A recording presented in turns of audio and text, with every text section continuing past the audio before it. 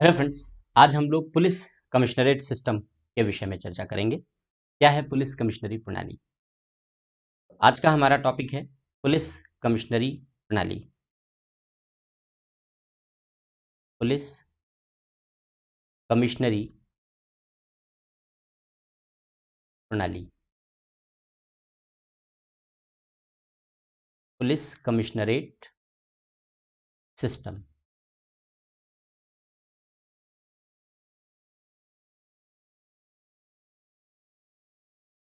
Police commissionerate system. Police की दो व्यवस्था होती है, एक को अधीक्षक प्रणाली कहते हैं और एक को कमिश्नरेट प्रणाली कहते हैं। व्यावहारिक तौर पर समझें तो अधीक्षक प्रणाली में पुलिस अधीक्षक के पद होते हैं, एसपी, डिप्टी एसपी जैसे पद होते हैं। पुलिस उपाधीक्षक, पुलिस अधीक्षक जैसे पद होते हैं। जबकि पुलिस कमिश्नरेट की प्रणाली में पुलिस के पदनाम परिवर्तित हो जाते हैं, अधिकार क्षेत्र भी परिवर्तित हो जाते हैं, इसलिए पदनाम बदलते हैं। क्या परिवर्तन आता है हम लोग चर्चा करेंगे, लेकिन पदनाम परिवर्तित हो जाते हैं, जैसे assistant commissioner of police, deputy commissioner of police, joint commissioner of police, और इस प्रकार पुलिस की हायरार्की में पद नामों में परिवर्तन आ जाता है। पुलिस की हायरार्की में केवल पदनामों में परिवर्तन नहीं आता, बल्कि अधिकार क्षेत्र में बड़ा परिवर्तन आता है। कैसे आता है, हम लोग इस बात को यहां पर समझेंगे। वर्तमान पुलिस 1861 के कानून के अंतर्गत काम करती है। यह दुर्भाग्यपूर्ण है, अत्यंत दुर्भाग्यपूर्ण है कि इंडियन पुलिस एक्ट 1861 का है, ब्रिटिश कालीन है, और 1861 का पुलिस एक्ट आज भी जिंदा है, आज भी लागू है। हमारी पुलिस इसी कानून के अंतर्गत गठित होती है, इसी कानून के अंतर्गत शक्तियों का ग्रहण करती है, शक्तियों को ग्रहण करती है, अधिकार क्षेत्र का उपयोग करती है। जबकि ये पुलिस कानून एक पुलिस राज्य की अवधारणा के लिए बनाया गया था, अर्थात जनता के अधिकारों को कठोरता से नियंत्रित करने के लिए बनाया गया था, जनता पर अंकुश लगाने के लिए बनाया गया था।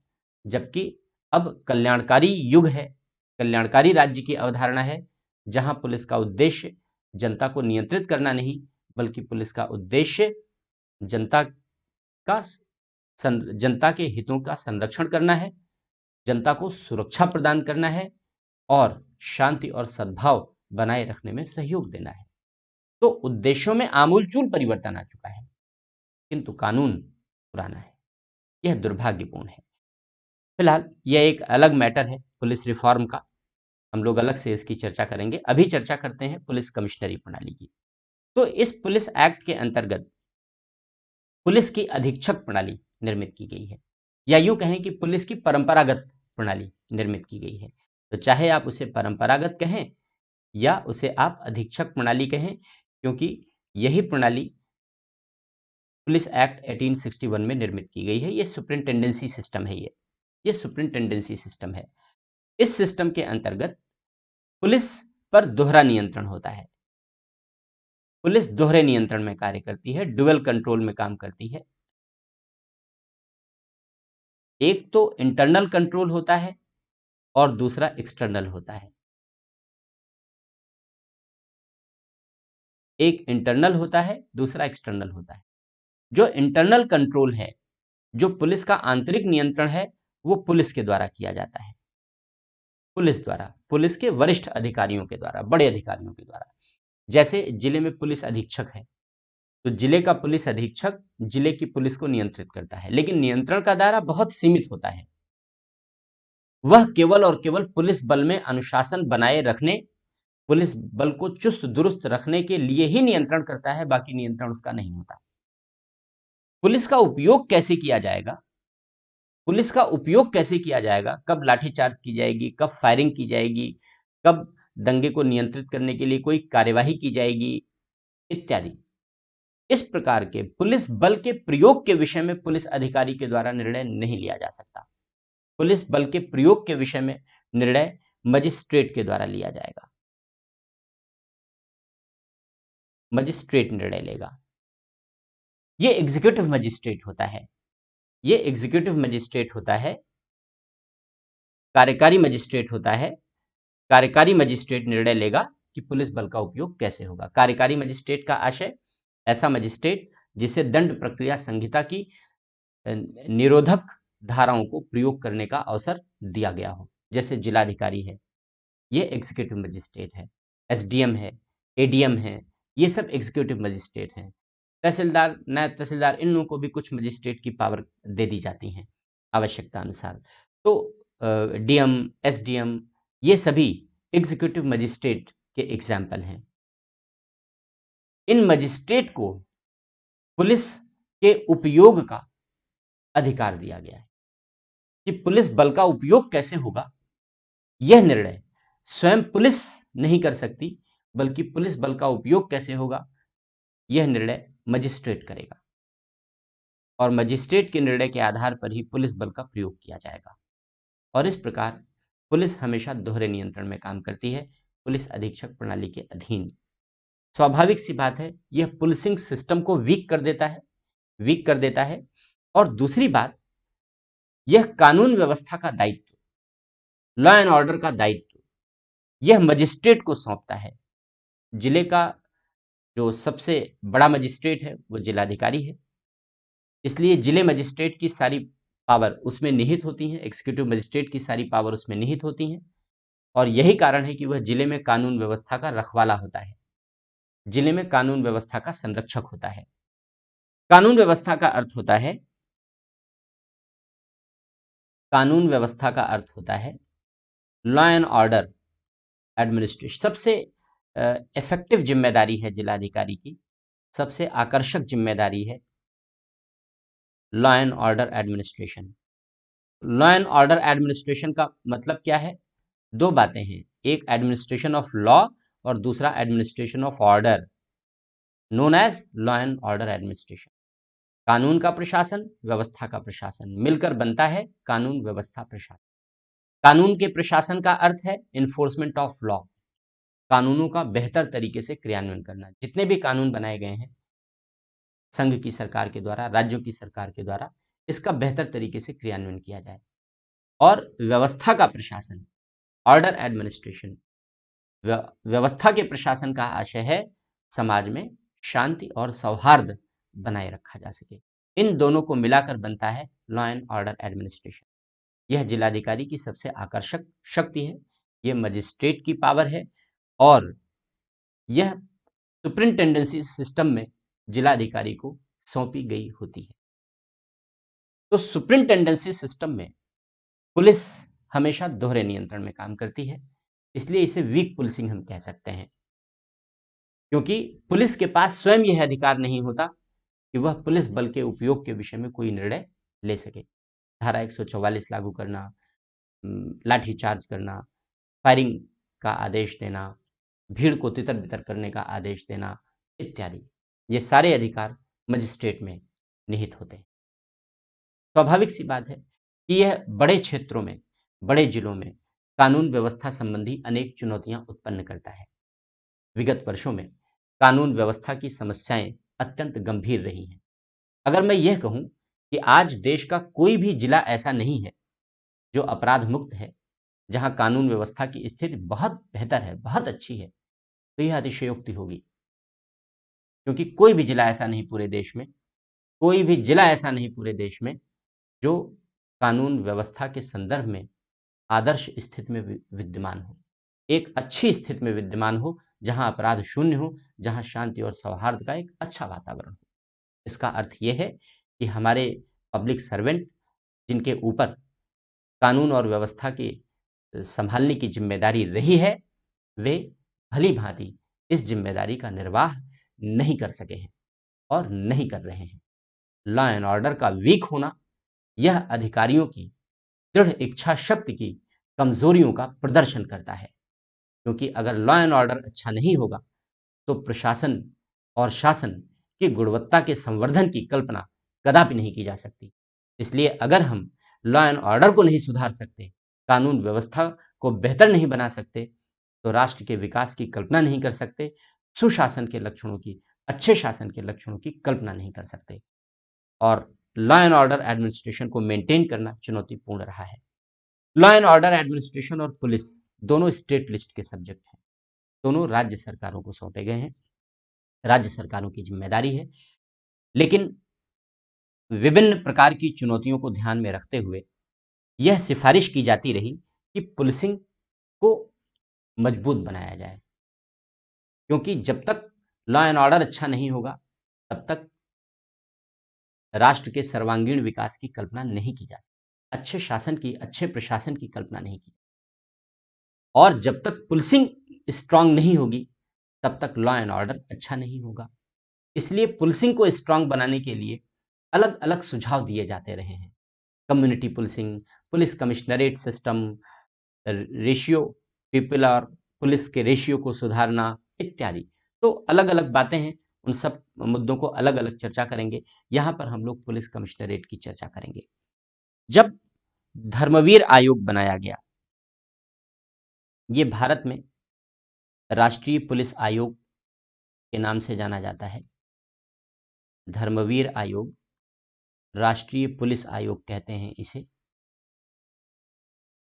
जब धर्मवीर आयोग का गठन किया गया तो धर्मवीर आयोग ने सिफारिश की कि जिन शहरों की जनसंख्या 5 लाख से अधिक है उन शहरों में पुलिस कमिश्नरेट की सिस्टम को लागू कर दिया जाए, पुलिस कमिश्नरेट के सिस्टम को लागू कर दिया जाए। जब मॉडल पुलिस एक्ट तैयार किया गया पुलिस में सुधार करने के लिए और पुराने पुलिस कानून को बदलने के लिए 2006 में मॉडल पुलिस एक्ट तैयार किया गया, तो इसमें यह प्रावधान किया गया कि 10 लाख से अधिक जो जनसंख्या वाले शहर हैं उन शहरों में पुलिस कमिश्नरेट सिस्टम को लागू कर दिया जाए। तो पुलिस कमिश्नरेट सिस्टम को लागू करने की सिफारिश की जाती रही है। हालांकि ब्रिटिश काल से ही पुलिस कमिश्नरेट सिस्टम का कुछ रूपों में प्रचलन रहा है। पूरे देश में पुलिस एक्ट के अंतर्गत अधीक्षक प्रणाली लागू थी, लेकिन देश के कुछ भागों में, चुनिंदा भागों में पुलिस कमिश्नरेट सिस्टम का भी प्रचलन रहा है। फिलहाल क्या पुलिस कमिश्नरेट सिस्टम का अर्थ है, हम लोग इस बात को समझते हैं।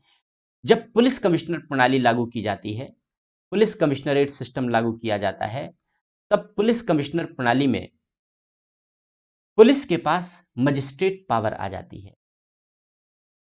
तो पुलिस के पास मजिस्ट्रेट की शक्तियां निहित हो जाती हैं। अब तक अधीक्षक प्रणाली में जो मजिस्ट्रेट की शक्तियां, एग्जीक्यूटिव मजिस्ट्रेट की पावर जो जिलाधिकारी प्रयोग करता है, अब ये सारी एग्जीक्यूटिव मजिस्ट्रेट की पावर पुलिस के द्वारा उपयोग की जाती है। अर्थात अब पुलिस कमिश्नर प्रणाली के अंतर्गत पुलिस को धारा 144 लागू करने का अधिकार मिल जाता है। दंड प्रक्रिया संहिता की धारा 144, जिसके अंतर्गत पब्लिक प्लेसेस पर लोगों के इकट्ठा होने, आवागमन पर प्रतिबंध लगाया जाता है, रोका जाता है। तो पुलिस अधीक्षक प्रणाली में यह अधिकार जिलाधिकारी के पास होता है, डिस्ट्रिक्ट मजिस्ट्रेट के पास होता है, लेकिन पुलिस कमिश्नरेट प्रणाली में यह अधिकार पुलिस के पास आ जाता है। सेक्शन 144 को लागू करना सीआरपीसी के, साथ ही साथ फायरिंग का आदेश देना, बल प्रयोग करना, फोर्स का यूज करना, पुलिस बल का प्रयोग कैसे किया जाएगा अधीक्षक प्रणाली में यह मजिस्ट्रेट तय करता है, पुलिस नहीं तय करती। लेकिन कमिश्नरेट प्रणाली में यह भेद खत्म हो जाता है और पुलिस के पास बल प्रयोग का अधिकार आ जाता है। पुलिस के संदर्भ में, कानून व्यवस्था के संदर्भ में महत्वपूर्ण निर्णय लेने का अधिकार, अपराध नियंत्रण के संदर्भ में महत्वपूर्ण निर्णय लेने की शक्ति पुलिस कमिश्नर के पास पहुंच जाती है और इस प्रकार पुलिस एकल नियंत्रण में कार्य करती है। अब पुलिस के ऊपर से दोहरा नियंत्रण समाप्त हो जाता है, पुलिस के ऊपर से दोहरा नियंत्रण समाप्त हो जाता है। स्वाभाविक सी बात है कि यह एक सक्षम व्यवस्था मानी जाती है। यही कारण है कि जिन शहरों की जनसंख्या तेजी से बढ़ती है वहां पर पुलिस कमिश्नरेट सिस्टम का प्रयोग किया जाता है, जैसे दिल्ली, मुंबई, कोलकाता, चेन्नई, अहमदाबाद इत्यादि अनेक बड़े शहरों में पुलिस कमिश्नरेट सिस्टम ही लागू है। साथ ही साथ अब पुलिस कमिश्नरेट सिस्टम का विस्तार अन्य क्षेत्रों में भी किया जा रहा है। जैसे उत्तर प्रदेश में हाल ही में लखनऊ में, नोएडा में, इन क्षेत्रों में पुलिस कमिश्नरेट सिस्टम को इंट्रोड्यूस किया गया है। इसी प्रकार अन्य राज्यों में भी कुछ शहरों में, जिन शहरों की जनसंख्या अधिक है, जहां पर लॉ एंड ऑर्डर एडमिनिस्ट्रेशन संभालना अत्यंत जटिल है, उन क्षेत्रों में पुलिस कमिश्नरेट सिस्टम को इंट्रोड्यूस किया जा रहा है, क्योंकि पुलिस कमिश्नरेट सिस्टम अधीक्षक प्रणाली की तुलना में अधिक एफिशिएंट सिस्टम है, क्योंकि एकल जवाबदेही है। जब पुलिस अधीक्षक प्रणाली में पुलिस पर नियंत्रण किया जाता है तो वह अनेक व्यावहारिक समस्याएं उत्पन्न करता है, अनेक व्यावहारिक चुनौतियां उत्पन्न करता है। जैसे एक व्यावहारिक समस्या की आपसे चर्चा करते हैं, जब किसी भी जिले में अपराध बढ़ता है तो उस अपराध के बढ़ने पर या कोई भी आकस्मिक घटना हो जाती है, आपराधिक घटना हो जाती है, तो पुलिस अधीक्षक का तुरंत ट्रांसफर कर देते हैं, जबकि उस जिले में कानून व्यवस्था की जिम्मेदारी जिलाधिकारी की है, पुलिस अधिकारी की नहीं है। और पुलिस अपनी मर्जी से पुलिस बल का प्रयोग नहीं कर सकती, क्योंकि पुलिस बल का प्रयोग करने का अधिकार मजिस्ट्रेट के पास है। तो ऐसी दशा में पुलिस के पास कानून व्यवस्था का दायित्व भी नहीं है, लेकिन अगर कानून व्यवस्था की स्थिति बिगड़ती है तो ट्रांसफर पुलिस अधिकारी का ही होता है, पुलिस अधीक्षक का ही होता है, जिलाधिकारी का नहीं होता। यह एक दोषपूर्ण व्यवस्था है। अगर बहुत सरल भाषा में कहूं तो यह एक घटिया व्यवस्था है। यह जवाबदेही तय नहीं करती, यह गैर जवाबदेह व्यवस्था है, और इस गैर जवाबदेह व्यवस्था के नाते कानून व्यवस्था बनाए रखना अत्यंत कठिन है, अत्यंत चुनौतीपूर्ण है। अनुभव यह भी दर्शाते हैं कि कानून व्यवस्था प्रशासन को लेकर, पुलिस के प्रबंधन को लेकर जिलाधिकारी और पुलिस अधीक्षकों के मध्य संबंध यदा कदा तनावपूर्ण रहे हैं। यदि जिलाधिकारी और पुलिस अधीक्षक के मध्य संबंधों में तनाव है तो आप स्वतः कल्पना कर सकते हैं कि जिले के कानून व्यवस्था की स्थिति को बेहतर नहीं बनाया जा सकता। लेकिन ऐसी दशा में यदि हम पुलिस कमिश्नरेट सिस्टम को इंट्रोड्यूस करें, जहां पुलिस पर आंतरिक नियंत्रण का अधिकार, पुलिस में अनुशासन बनाए रखने, पुलिस को चुस्त दुरुस्त रखने का अधिकार पुलिस के पास है, और साथ ही पुलिस बल के प्रयोग करने का अधिकार भी पुलिस के पास है, तो ऐसी दशा में कानून व्यवस्था की समस्त जिम्मेदारी केवल और केवल पुलिस पर होगी। जवाबदेही सुनिश्चित की जा सकती है यदि हम चाहें तो, क्योंकि हमारे देश में जवाबदेही सुनिश्चित करने का कोई कानून नहीं है, इसलिए किसी भी सिविल सेवक पर जवाबदेही तय ही नहीं होती किसी भी खराब परिणाम के लिए।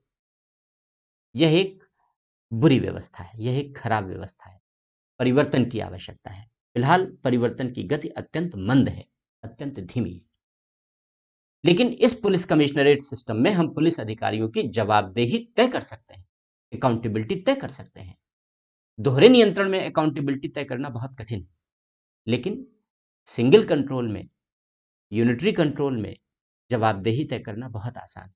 इसलिए police commissionerate system law and order के लिए, अपराध नियंत्रण के लिए, शांति और सौहार्द बनाए रखने के लिए बेहतर उपाय सिद्ध होता रहा है। अधीक्षक प्रणाली की तुलना में यह बेहतर उपाय सिद्ध होता रहा है, और यही कारण है कि बड़े शहरों में, महानगरों में पुलिस कमिश्नरेट सिस्टम का प्रयोग किया जाने लगा है। हालांकि पुलिस कमिश्नरेट सिस्टम अकेले पुलिस कमिश्नरी प्रणाली के कारण सफल नहीं होता, इसके पीछे अन्य आधार भी हैं। चूंकि मजिस्ट्रेट पावर भी आ जाती है, इसलिए कम्युनिटी पुलिसिंग अच्छे से इंट्रोड्यूस किया जा सकता है, कम्युनिटी पुलिसिंग का अच्छा प्रयोग किया जा सकता है, और अन्य नए उपायों के माध्यम से पुलिस का बेहतर संचालन किया जा सकता है और लॉ एंड ऑर्डर को बेहतर तरीके से मेंटेन किया जाए। तो क्या है कम्युनिटी पुलिसिंग? हम लोग इस वीडियो में इस बात की चर्चा नहीं करेंगे। इस वीडियो में हमारा उद्देश्य था केवल और केवल पुलिस कमिश्नरेट सिस्टम के बारे में बताना, संक्षिप्त सी चर्चा करना। तो सारी बातों का सार यही है कि पुलिस अधीक्षक प्रणाली वह है जहां पुलिस के पास केवल आंतरिक नियंत्रण होता है, पुलिस के ऊपर बाह्य नियंत्रण कार्यकारी मजिस्ट्रेट का होता है, पुलिस बल का उपयोग करने का अधिकार पुलिस के पास नहीं होता, अर्थात मजिस्ट्रेट की पावर पुलिस के पास नहीं होती। जबकि पुलिस कमिश्नरेट प्रणाली वह प्रणाली है जिसमें कार्यकारी मजिस्ट्रेट की शक्तियां पुलिस में ही निहित होती हैं, जिसके अंतर्गत पुलिस बल का उपयोग कैसे किया जाएगा, अपराध नियंत्रण के लिए निर्णय कैसे लिया जाएगा, यह सारा अधिकार पुलिस के पास अंतर्निहित हो जाता है। तो यही पुलिस कमिश्नरेट प्रणाली है। तो इस वीडियो के लिए इतना ही। Thank you.